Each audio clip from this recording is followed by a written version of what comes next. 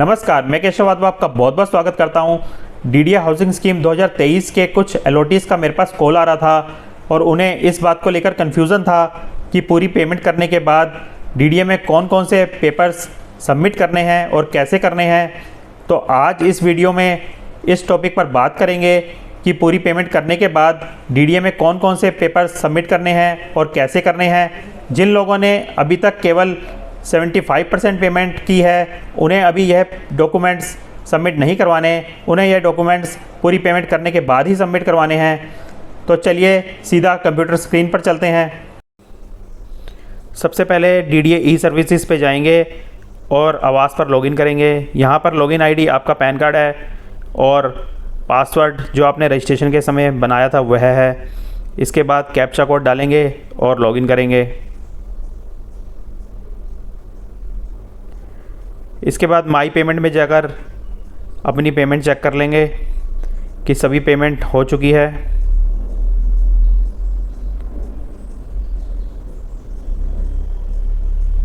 इसके बाद पोजीशन पर जाएंगे और अपलोड डॉक्यूमेंट्स फॉर पोजीशन पर जाएंगे। इसके बाद एक्शन बटन पर क्लिक करेंगे। यहाँ पर आपके फ़्लैट की सारी डिटेल्स आ जाएंगी और साथ ही डॉक्यूमेंट्स की लिस्ट भी आ जाएगी जो कि आपने सबमिट करने हैं। यहाँ पर नंबर 1 पर दिया है affidavit for non ownership of property in urban area of Delhi. यह डीडीए ने यहाँ पर गलती से लिख दिया है क्योंकि इस बार की हाउसिंग स्कीम में नॉन ओनरशिप की क्लॉज हटा दी गई थी।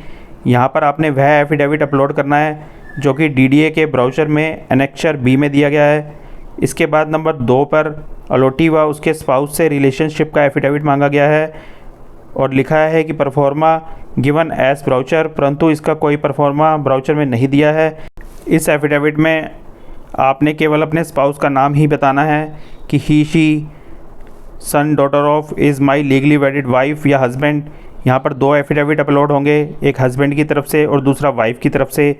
चाहे फ्लैट में स्पाउस को अलॉटी हो या ना हो, एफिडेविट दोनों की तरफ से ही जाएगा क्योंकि कन्वेंस डीड के टाइम पर डीडीए स्पाउस का नाम कन्वेंस डीड में ऐड कर देता है, इसलिए यहाँ पर एफिडेविट दोनों की तरफ से ही जाएगा। जो लोग अनमैरिड हैं वह इस बात का एफिडेविट यहाँ पर अपलोड कर सकते हैं। इसके बाद नंबर 3 पर अंडरटेकिंग अपलोड करना है जिसका परफॉर्मा ब्राउचर में एनेक्चर सी पर दिया गया है।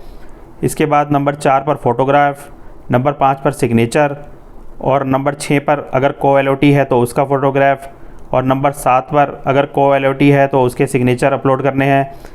इसके बाद नंबर 8 पर आइडेंटिटी प्रूफ अपलोड करना है जिसमें आप Aadhaar card, passport, voter ID, driving licence, ration card या कोई गवर्नमेंट आईडी अपलोड कर सकते हैं। इसके बाद नंबर 9 पर एड्रेस प्रूफ अपलोड करना है जिसमें आप Aadhaar card, voter card, driving licence या टेलीफोन का बिल या बिजली का बिल कुछ भी अपलोड कर सकते हैं। इसके बाद नंबर 10 पर पैन कार्ड अपलोड करना है और नंबर 11 पर अगर को एलओटी है तो उसका पैन कार्ड अपलोड करना है। नंबर 12 पर लोन सेंक्शन लेटर अपलोड करना है अगर आपने इस फ्लैट के अगेंस्ट लोन लिया है तो। इसके बाद नंबर 13 पर बैंक स्टेटमेंट अपलोड करनी है। बैंक स्टेटमेंट में अकाउंट होल्डर का नाम व जो पेमेंट डीडीए को की है उसकी एंट्री होनी चाहिए। इसके बाद नंबर 14 पर कन्वेंस डीड और ई स्टैम्प की कॉपी अपलोड करनी है, लेकिन यह पोजीशन के बाद अपलोड करना है, अभी यह अपलोड नहीं करना। इसके बाद नंबर 15 पर चालान की कॉपी अपलोड करनी है जिस चालान से आपने डीडीए को पेमेंट की है। इसके बाद नंबर 16 पर यदि ईडब्ल्यूएस कैटेगरी के अंतर्गत अप्लाई किया गया है तो इनकम सर्टिफिकेट अपलोड करना है। इसके बाद नंबर 17 व 18 में यदि रिज़र्व कैटेगरी के अंतर्गत अप्लाई किया गया है तो उससे संबंधित सर्टिफिकेट अपलोड करना है।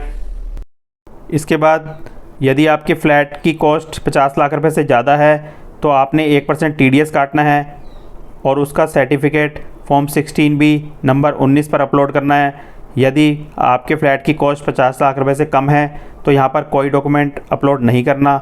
इसके बाद नंबर 20 पर दिया गया है एडिशनल डॉक्यूमेंट्स इफ़ एनी। यहाँ पर आपने अपने व स्पाउस के 3 सिग्नेचर व फोटोग्राफ एक प्लेन पेपर पर करके और उसे अटेस्ट करवा के वह अपलोड करने हैं। इसके बाद नंबर 21 पर स्पाउस का पैन कार्ड अपलोड करना है।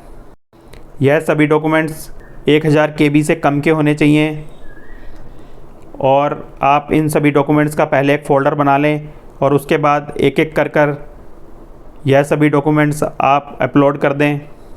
सबसे पहले ब्राउज़ बटन पर जाएंगे और वहाँ से अपने फ़ोल्डर पर जाएंगे और अपने डॉक्यूमेंट को सिलेक्ट करके अपलोड कर देंगे। इसके बाद नेक्स्ट पेपर को अपलोड कर देंगे। ऐसे धीरे धीरे सारे पेपर्स को अपलोड कर देंगे इसमें।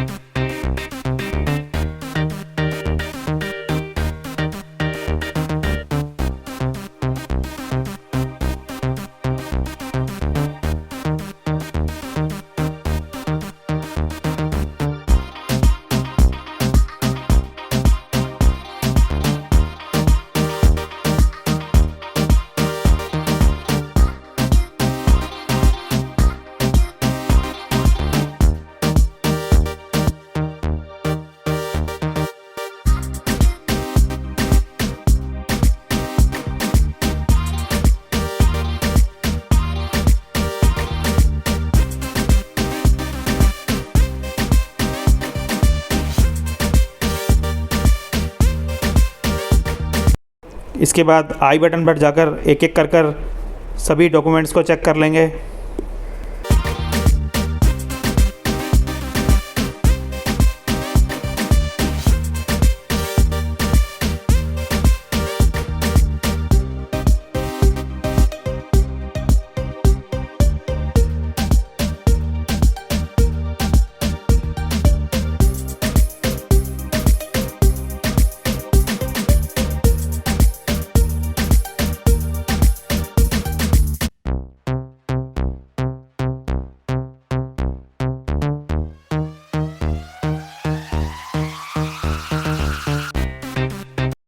इसके बाद सेंड फॉर अप्रूवल को क्लिक करेंगे और डॉक्यूमेंट्स सबमिट कर देंगे।